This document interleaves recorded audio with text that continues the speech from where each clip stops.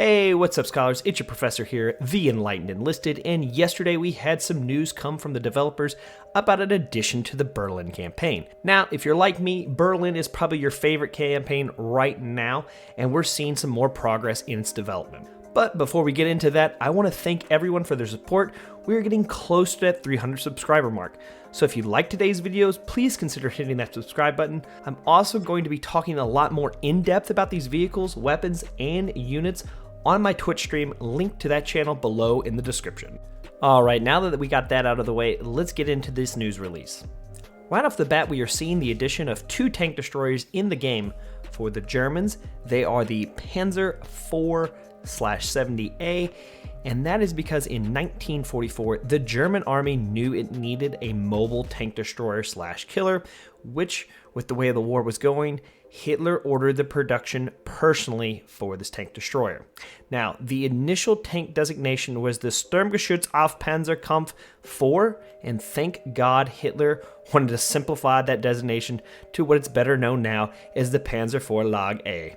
If I mispronounce those, it's because I don't speak German naturally, so if you are a natural-born German and I just made you cringe, I apologize. This tank was successful in its role with an engine that produced a top horsepower speed of 265, which allowed this speed to be 37 kilometers per hour. In comparison to the Stug 4, the top speed of that was 40 kilometers per hour. This isn't the only thing that these two share in common, as seen in this chart from the book Tanks in Detail by Jonathan Forty. You will notice the armor standardization and the angle of the armor being standardized with the Stug 4. This was done to relieve pressure from the already stretched German industry. The armament on this tank is a 7.5 Pak 42, which has some impressive penetration properties, as being able to pin a Churchill's frontal armor from over 2,000 meters away. So I would expect a fight out of this big boy on the battlefield. Now, if you are an infantryman, you will have to get past the mounted MG42 to get close to this piece of armor. There is a critical weakness to this tank destroyer, however, and that is its lack of a turret. So look for easy attacks on the side and rear when dealing with this on the battlefield.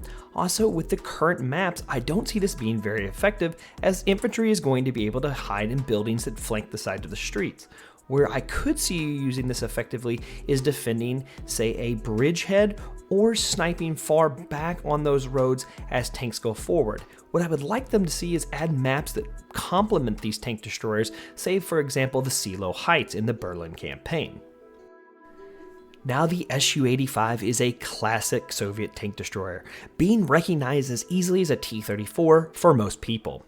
It is way more mobile historically than its German counterpart, as its top road speed was 55 kilometers per hour. The Su-85 came into production to counter the increase of German armor being introduced to the battlefield. The Soviets wanted the ability to mount their D5 TAT gun to a tank chassis. However, the only chassis that could accept that gun was the Su-22, which was a self-propelled artillery gun. The Soviets were hesitant at first to build the Su-85 in this configuration, but in 1943, production began. Official numbers have over 2,500 being produced, but we should look at Soviet production figures skeptically. The Su-85 and the Su-122 are believed to still be in combat service in North Korea today.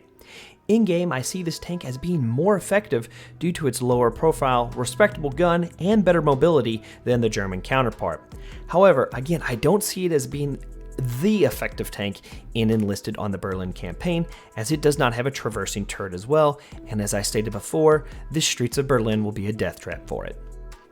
Now we are having 2 squads being added to this game.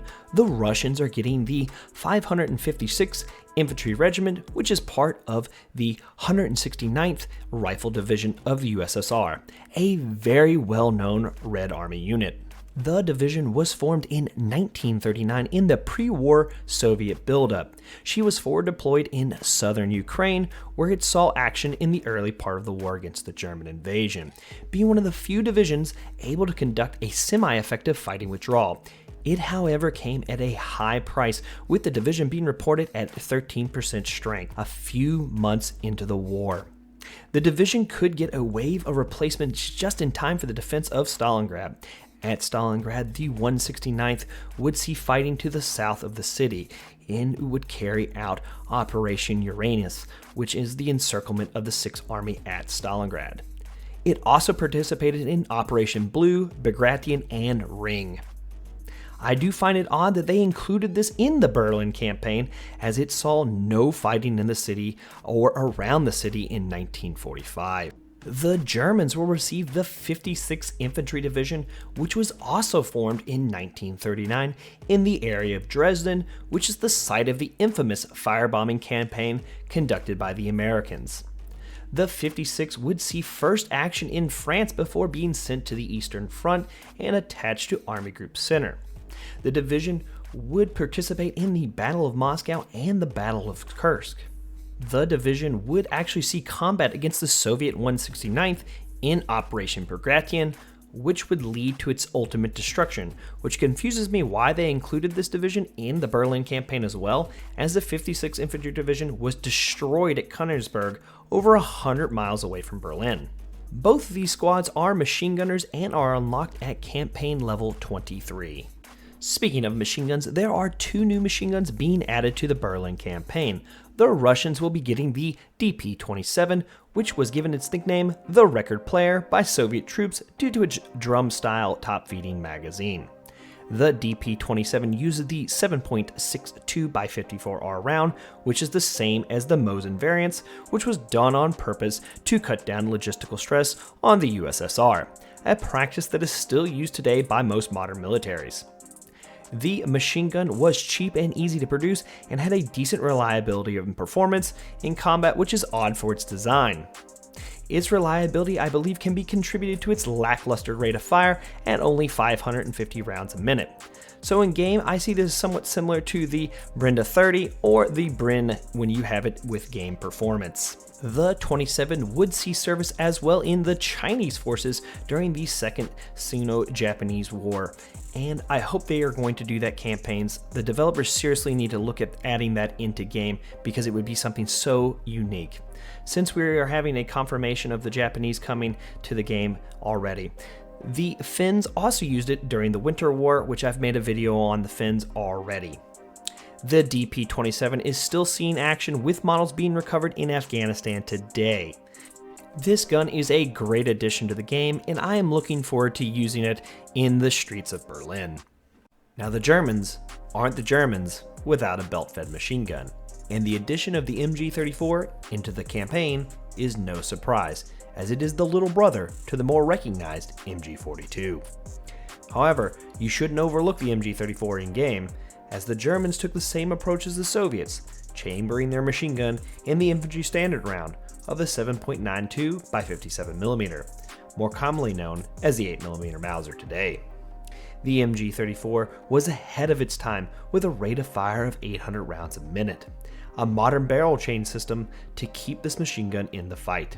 The MG34 would be what the Germans built their infantry doctrine around, and it was only replaced by the easier to produce MG42. But it wasn't taken completely out of service. It would be repurposed to defend the skies as a low-flying AA gun, and would see service in defending bombers for the Luftwaffe. We also have an addition of 2 premium squads here in Enlisted. Both of them are going to be aircraft squads, with the P-63 being up first. If you know nothing about the P-63, then you aren't alone, as it isn't a well-known aircraft in the big scope of World War II. But the P-63, aka the King Cobra, is an American-produced aircraft that was lend-leased to the Soviet Union. Now, interesting enough, officially the P-63 was never used against the Germans as part of an agreement between the US and the USSR. This agreement was in 1943 that the P-63 would be deployed fighting against the Japanese.